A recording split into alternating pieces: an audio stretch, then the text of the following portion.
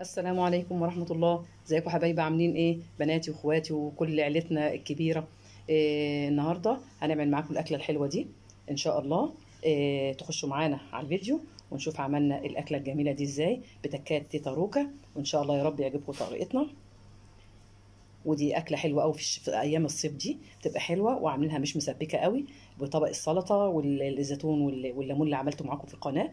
ان شاء الله تخشوا معانا على الفيديو وتشوفوا الأكلة الحلوة دي اتعملت ازاي. نخش على القناه ان شاء الله، نخش على الفيديو ونشوف عملنا الاكل ازاي. كده يا حبايبي انا عملت كده الفرخه، طبعا انتوا عارفين غسلها كويس جدا وتبلتها بالملح والفلفل والبتاع ده والبصل، دعكتها كويس جدا فيها، وسلقتها علقت عليها على طول عشان طبعا ايه ما اضيعكوش الوقت بتاعكم او ايه ما اطولش معاكم في الفيديو. دلوقتي هحط حله واحط فيها ايه، انا بحب استعمل حتى في الطبيخ زيت على سمنه، فانا هحط حبه سمنه بلدي اهو، قيمه معلقه سمنه بلدي اهي، واحط عليها حبه زيت.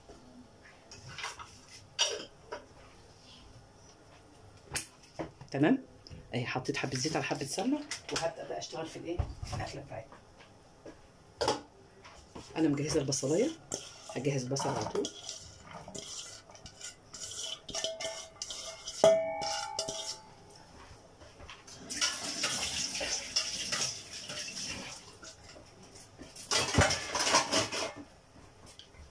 كده يا حبايبي كده معانا البصلايه اهي على النار. هبدا اجهز ايه كده، هسيب الايه بتاعت حد اللي تستوي، وهشتغل في الايه، في الاكله بقى اللي احنا هنعملها النهارده. ودي احلى اكله ايام الصيف بقى، بتبقى حلوه جدا جدا ولذيذه، وخاصه بقى مع الليمون كده المخلل ولا الزيتون المخلل بتاع اللي احنا عاملينه معاكم على القناه. هنبدا كده لحد ما ايه تصفر بس البصلايه. تمام، ونشوف هنعمل ايه في الخطوه اللي بعدها. حبايبي كده طبعا احنا في الصيف، فالايه الاكل بتاعنا ما يبقاش مسبك، يعني لو يبقى ني اليومين دول عشان ما يعملش حموضه وحلو والكلام ده كله، وبعدين صحي. فايه البصله بس كده دوبك ايه تدبل بس او تصفر، هبدا احط عليها ايه التوم اهم شيء في الباميه. الباميه بقى اكلتنا النهارده اهم شيء فيها ايه، التومه لازم تكتريها فيها. وايه كمان بطريقه تيتا بقى، تيتا روكا. ادي ايه التوم اشوحه برده لحد ما يطلع ريحه حلوه كده، ماشي، برده مش هحمره، هبدا اخليه كده. وحاجه معانا جدا برده، لزوم الباميه.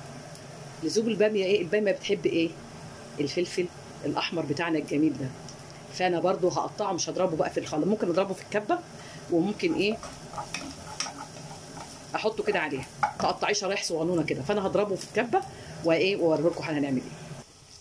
كده حبايبي خلاص اهي التومه ايه اصفرت مع البصله. ادي الايه الفلفل الاحمر بتاعنا. ودي طريقه ايه تيتا روكا في عمل الباميه، هتدوقوها مش هتبطلي تعمليها بالطريقه دي. وطبعا اجدادي من الاكلات القديمه الجميله الحلوه اللي احنا بنحبها، كنا بنطبخ دايما بالفلفل الاحمر ده من غير الطماطم، بيبقى بيدي للباميه سكر كده، بتبقى مسكره وجميله جدا. جربوها كده بطريقه تيتا ان شاء الله وهتعجبكم باذن الله. كده حطينا الفلفل اهو. بعد كده هنعمل ايه الخطوه اللي بعدها، امشوا معايا خطوه بخطوه كده.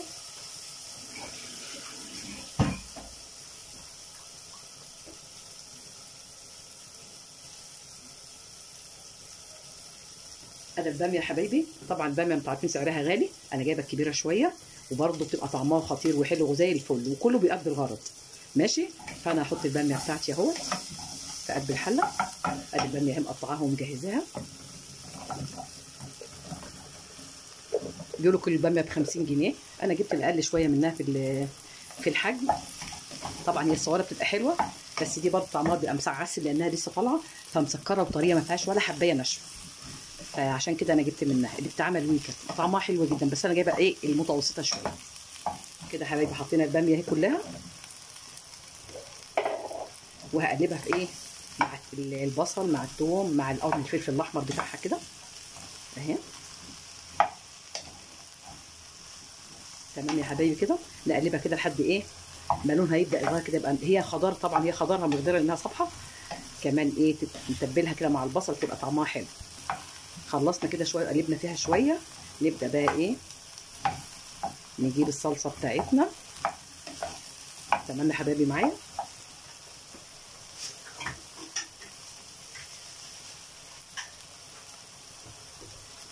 ادي كاس الصلصه اللي احنا عاملينها معاكم برضو على القناه، طالعه روعه روعه ومساعداني وميسره الامر بفضل الله طبعا اهي، ومصفياها ومجهزاها خالص للعمايل. برضو خشوا على لينك الفيديو بتاع الصلصه. بص الصلصه عامله ازاي، شكلها عامل ازاي، احلى من 100 صلصه برضه.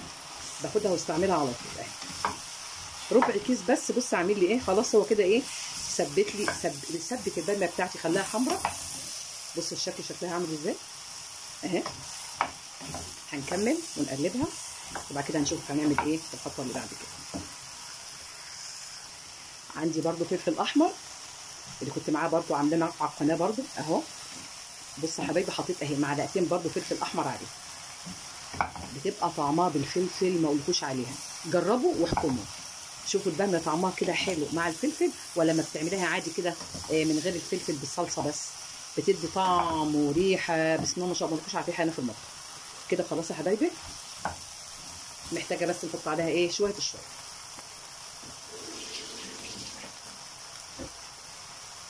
ادي هنحط اهو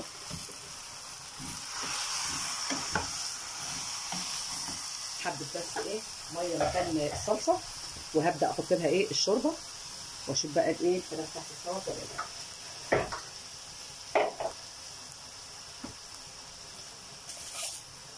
الفراخ كده استوت، هبدا اخد بقى منها الشوربه واحط على الايه،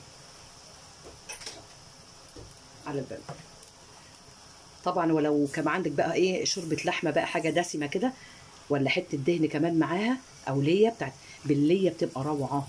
بس انا دلوقتي ما عنديش ليا طبعا، بس هي بالليه بتاعت الجدي او الحاجات دي بقى. وكل سنه وانتم طيبين بقى، داخل عليكم العيد عيد الاضحى، فبتبقى طعمها خطير جدا اهي. بس احنا عندنا شوربه برده تبقى طعمها حلو اهي يا حبايبي. احط كمان شوربه واسيبها بقى مع نفسها شويه. تمام، هنشوف بقى ايه هنعمل ايه بعد كده. كده حبايبي انا حطيت الحله بقى اللي هعمل فيها الرز، برده نفس الطريقه. هحط حبه سمنه على حبه زيت الاول زي ما انتم عارفين طريقتها.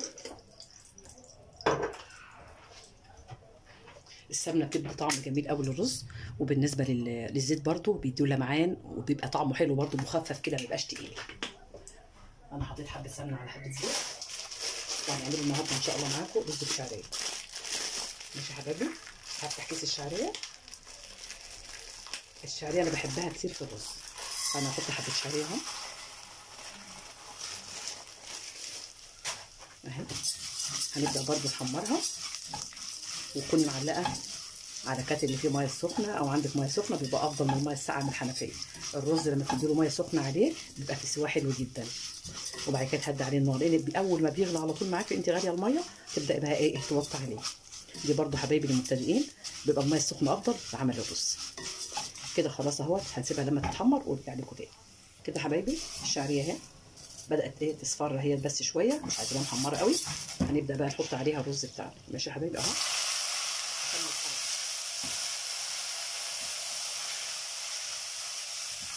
حبه كده برده عشان ايه وتوطي النار. برده معلومات بسيطه كده هقولها لكم، عشان برده ممكن ايه وانت بتخشي كده الرز مع الشعريه تقوم النار تطلع كده برده ايه لا قدر الله، فلازم برده نكون حذرين. ربنا يا رب يجيرنا من النار وعذاب النار يا رب. كده بحط واقلب، هحط بقيه الرز بتاعي اهو. كده الباميه بتاعتي استوت، هوريها لكم حالا. كل الاكل ده ما غابش ساعه، ما دام انت مجهزه حاجتك ومرتباها، ده بيسهل عليكي عمليه الايه عمليه الايه الطبخ بتاعك. كده اهو يا حبيبي. وطبعا بتحط الرز على حسب ايه عدد افراد اسرتك، ايه 3 مثلا بتحطي كوبايه، اكتر من كده كوبايه ونص، بتزودي 6 افراد مثلا بتحطي كذا، انت على حسب ايه عدد افراد اسرتك. فكده خلصنا كده الرز. هنبدا نحط الملح بتاعه. برده ما تكتريش في الملح، اما كل حاجه دلعه احسن ما تكون مالحه. يعني قليل الملح، ولو حسيتي دقتي وحسيتي الملح بتاعك ايه قليل ممكن تزودي ايه على حسب بقى ايه الحدق بتاع الرز بتاعك. كده خلاص يا حبايبي قلبنا اهو. هبدا احط الميه بقى المغليه اللي عندي. انا قلت لحضرتكم انا غلياها، فاهي هحطها برده اهي. بيكون زياده بس عن الرز اللي هو الرز المصري ده بتاعنا، بيكون بس على إيه نص عقله الصابع، يعني قد كده صابع اهو، قد كده زياده عن الرز، نص عقله الصابع. هقلبه اهو يا حبايبي. هنشوف كده ايه زي ما احنا قلنا كده الرز اهو. بص كده يا دوبك على وش الرز. وبرده هتغطي عليه. واقول لكم برده حاجه معلومه،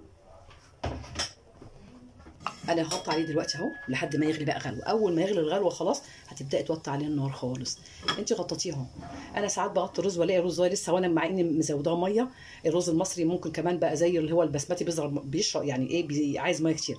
فانا هو حطيته خلاص وزودت نص عقله الصابع على الرز الطبيعي. اعمل ايه؟ بتروحي جايبه كيس نظيف من كيس السندوتشات، كيس سندوتشات كده ماشي يا حبايبي. وتروحي ايه لو انت لقيتي رز لسه ني، هتروحي حاطه مثلا قيمه نص كوبايه ميه، تزودي بالشوربه، لكن ما تزوديش الرز من اول ما تعمليه.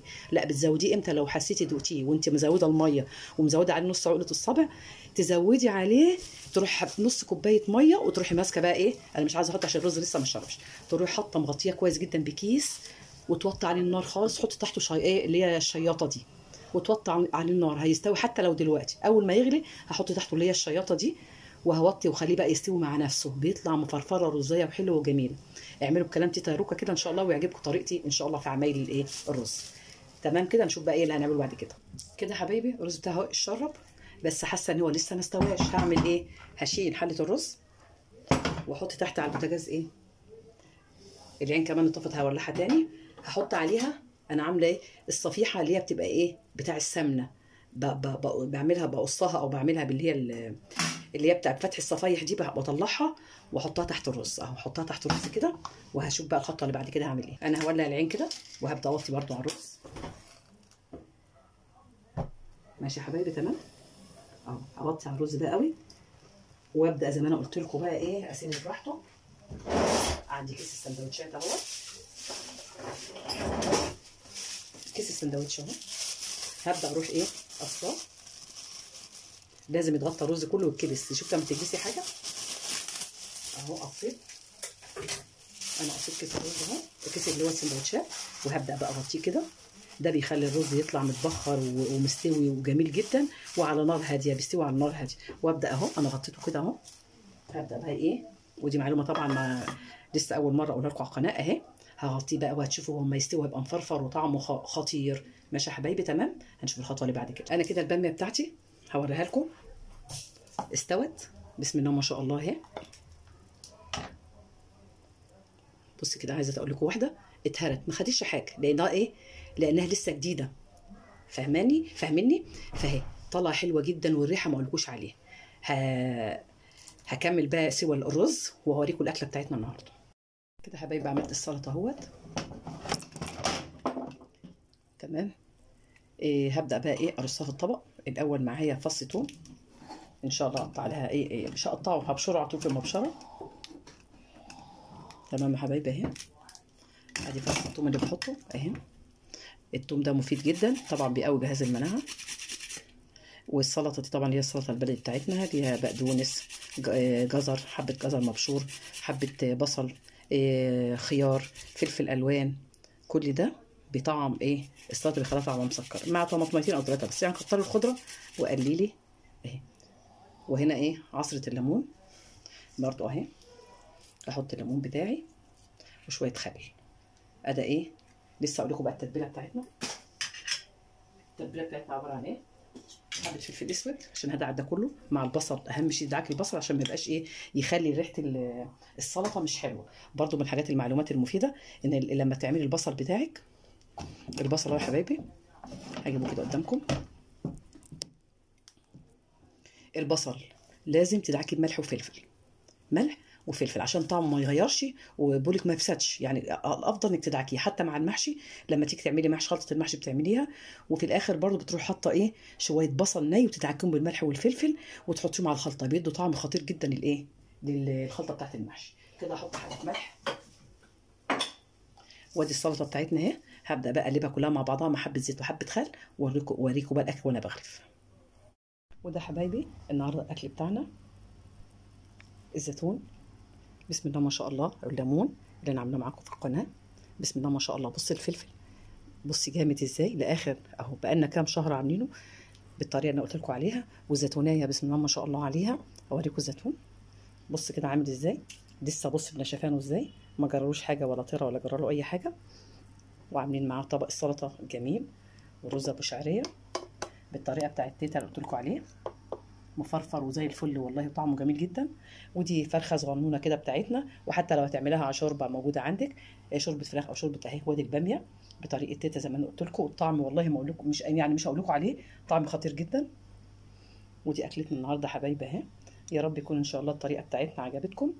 وما تنسوناش باللايك والاشتراك في القناه، وطبعا ما تنسوناش من الدعاء اهم شيء. جزاكم الله خير، بحبكم في الله. اشوفكم على خير يا حبايبي، والسلام عليكم ورحمه الله وبركاته.